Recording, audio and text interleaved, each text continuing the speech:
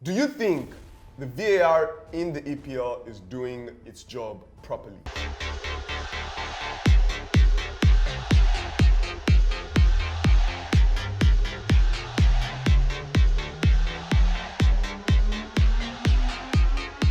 Guess who's back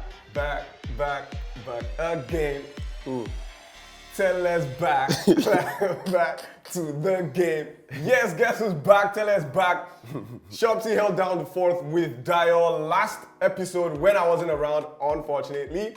Yes, massive thanks to those of you who reached out to me asking why I wasn't on the episode. I was unavoidably absent, but I am back. And it is good to be back on this Angala set with my boy, Shopsy. So a very, very good place to start with on today's episode is the weekend, right? It was a very, very wonderful weekend for me personally. Of course, you know where my allegiances lie.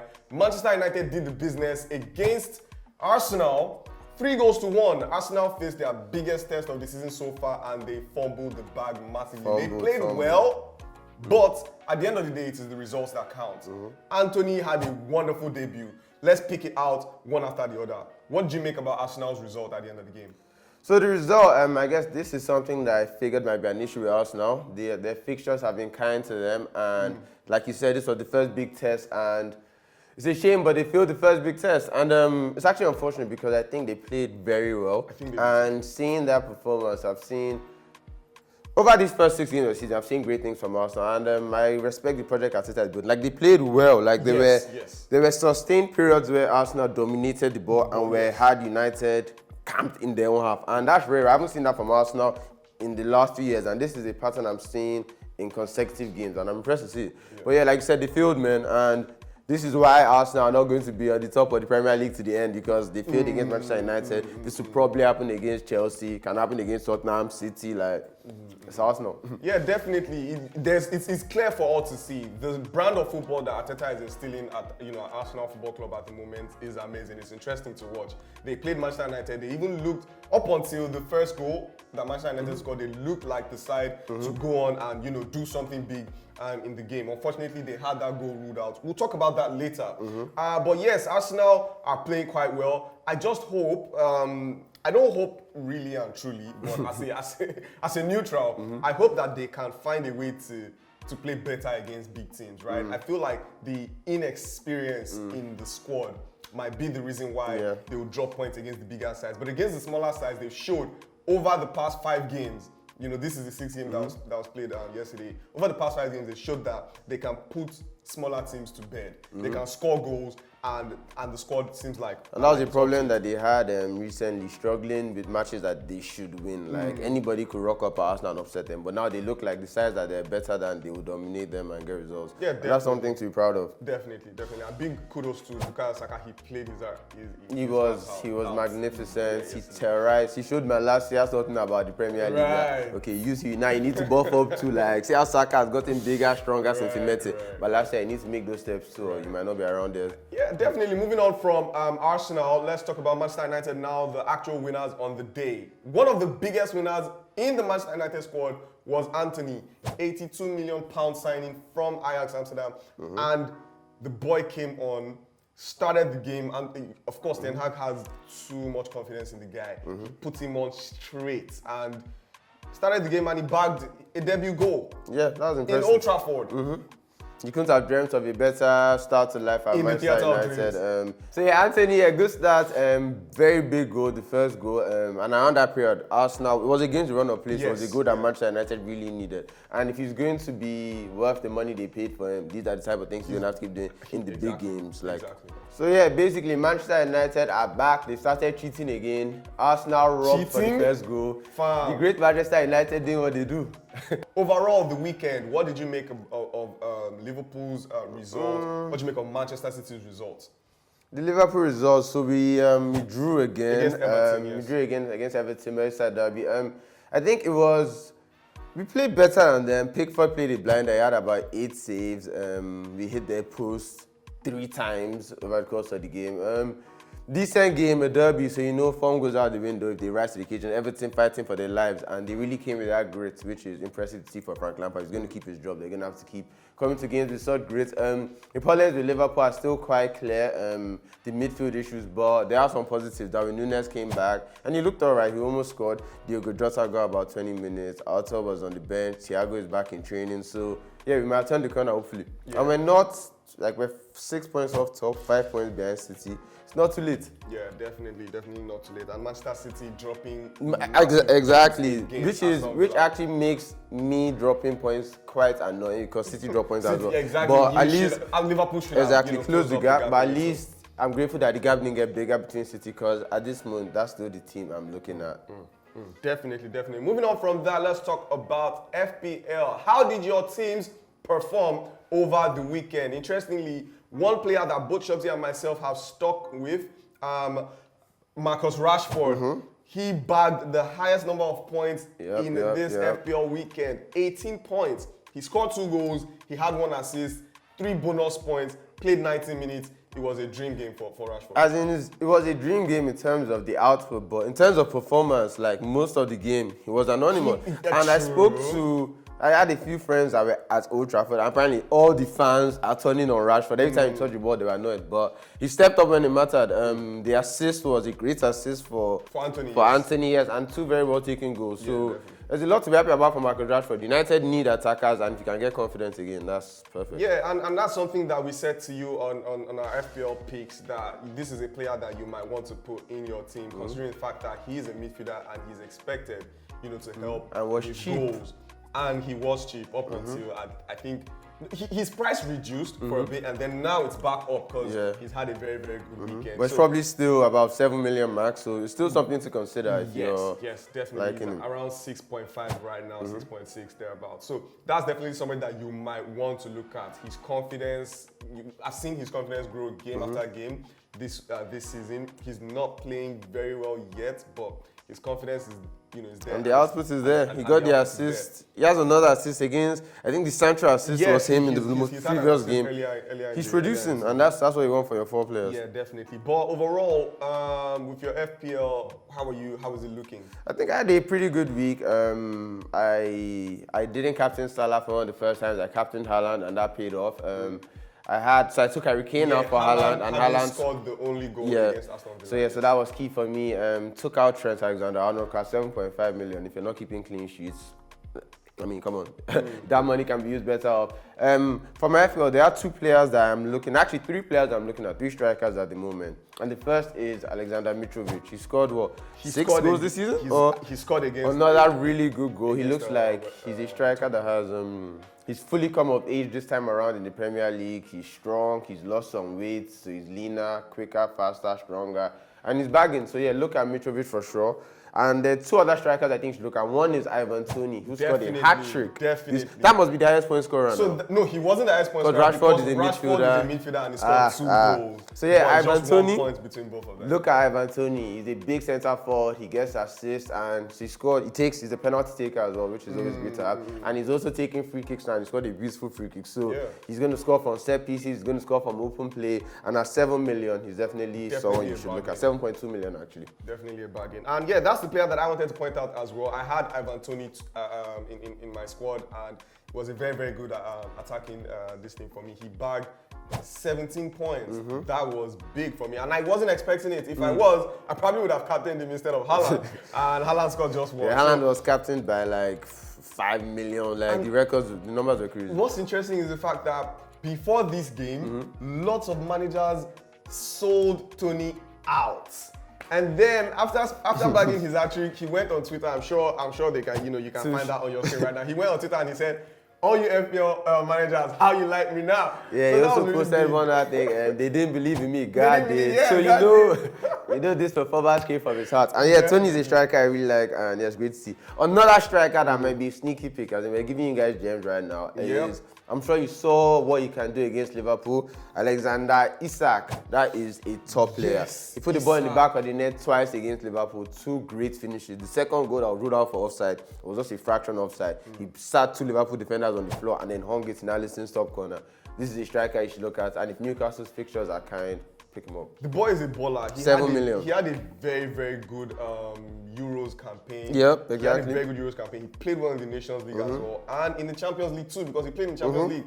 So he was really good, and he was one of those players that I felt this is a player to actually look out for. But coming into the Premier League now, I feel like he might need to buff up. He's on the inner side right now, so he just might need to buff up a little bit. He has the height advantage working for him. He's tall and he's quick. And he's quick too. So that's somebody that you might want to look at. He might need some time to get into the Premier League properly. But that's also a player that we feel like you should look at. I'm moving on quickly from the FPL. Let us talk about a question that I have for Shopsy today. So the question of the day: do you think the VAR in the EPL is doing its job properly? Nah, and I'm going to start from taking it back to where I was before. The Arsenal game and United cheating, as usual. Sir Alex Ferguson, they said Alex Ferguson was back in the fold. They said Howard Webb was... When it works for Manchester United, you will say cheating. I just think it's convenient how Fergie is back in the fold, Howard Webb is back in the fold, and now we're seeing these dodgy calls like we used to.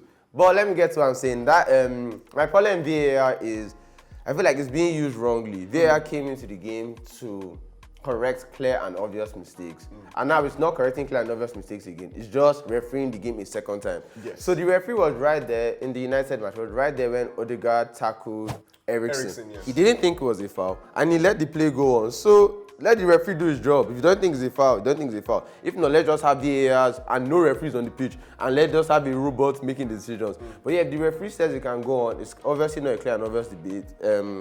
There's debate about whether it was a foul or not, then I believe those goals should stand. And that seems to be what keeps going on. VAR just... Yeah, so quickly to just point that out, what made that situation a bit dicey is the fact that it directly led to a goal. The VAR rules currently stand at goals, red card decisions, and penalties, right? And offsides as well. So when a mistake is made in a goal, a mistake is made for an offside, a mistake is made for a red card decision, then it should be called back. If that foul did not lead to a goal, I doubt it would have been called back. It definitely would not have been called back. But because it led to a goal was why it was called back. And it was just unfortunate. I remember saying before we came on air, before we came in front of the camera, that it really shouldn't have been called back, right?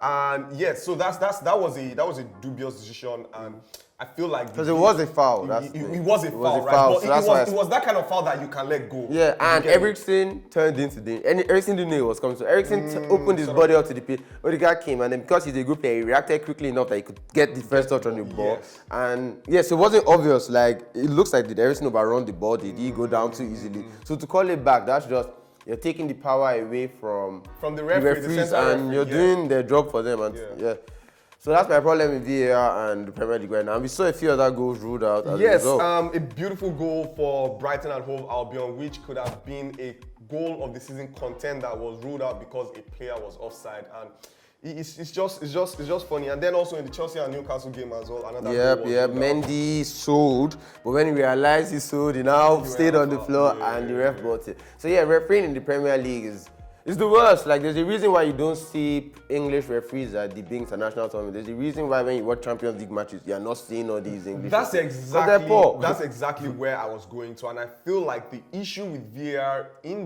football at the moment, especially with the Premier League, is the crop of referees in England. Because the robots are robots. They're telling us the truth. The referees in England are bad. They just are bad.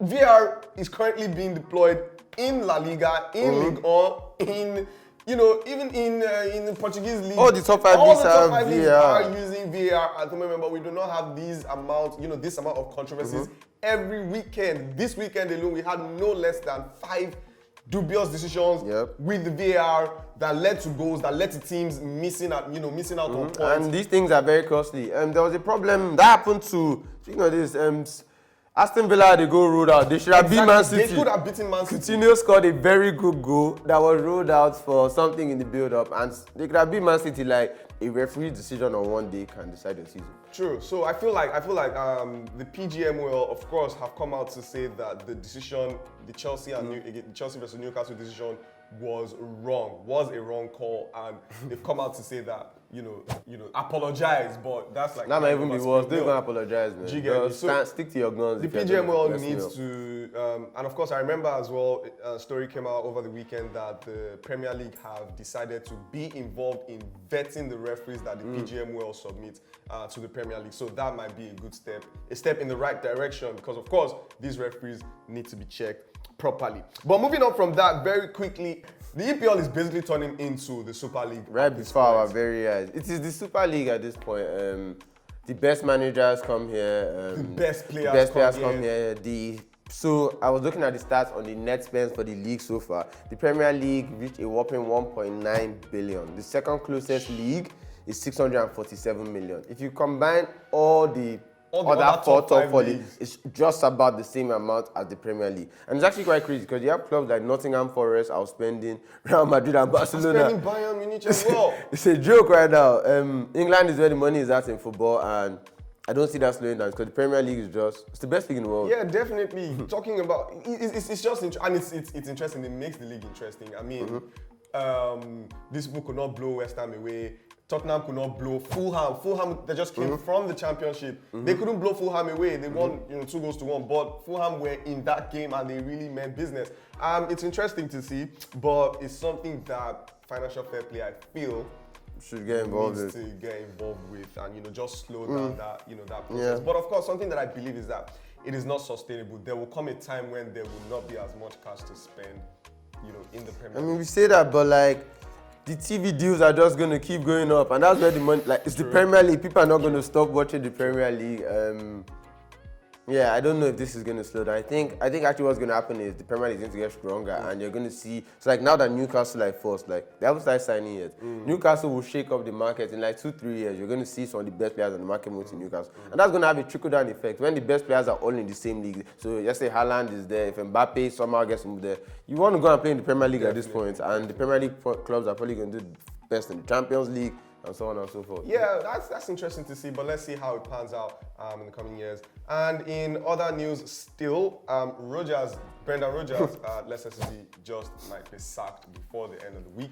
I think he should be sacked. 1 point in 6 games. I don't think he should be sacked. So, but for me, I feel like at the end of the day, the Leicester City board are just reaping what they've sown. Why will you now think of sacking a manager when you not backed him up in the transfer window? I mean, it's like... it's clear as day, right? You should have at least maybe backed him up with 1 or 2 signings to just sort of refresh the squad. But yeah, I don't think they should sack him still, Sha. Yeah, Leicester definitely do need reinforcements, and you're right, they did leave him out to dry this summer. And this is weird because this is an ownership group that people have always said are the best owners in England. Blah, blah. But I guess maybe they're having financial issues. The Fofana deal came late, so they didn't make money. Like all the past windows, they've tended to make a big sale. So like Kante left, Maguire left, Chilwell left, Mahrez. These are players that go for about 50 million. So yeah, not having made that, I guess it's just not sustainable for them to spend as much without making as much. Yeah, but so in my opinion, don't now put the blame on the manager and then sack the manager over your financial. They haven't sacked him yet, by the way, but yes, it's definitely very likely that he will be sacked. Either before the end of the week, before the week runs. Before we finish shooting this episode, you might have a sack. 1 point is too bad, bro. Jerry in a weird way seems happy about that. Ah, no, Jerry's smiling that somebody might get sacked. Jerry is going to dance on Rodgers' grave when they sack him. But moving on from that, what are the odds for today? The UEFA Champions League starts today. What are the odds? Tomorrow, I beg your pardon. Tomorrow, yes, sir. Tuesday. What are the odds? So yeah, winner Nigeria. We have some, amazing odds for you to look out for.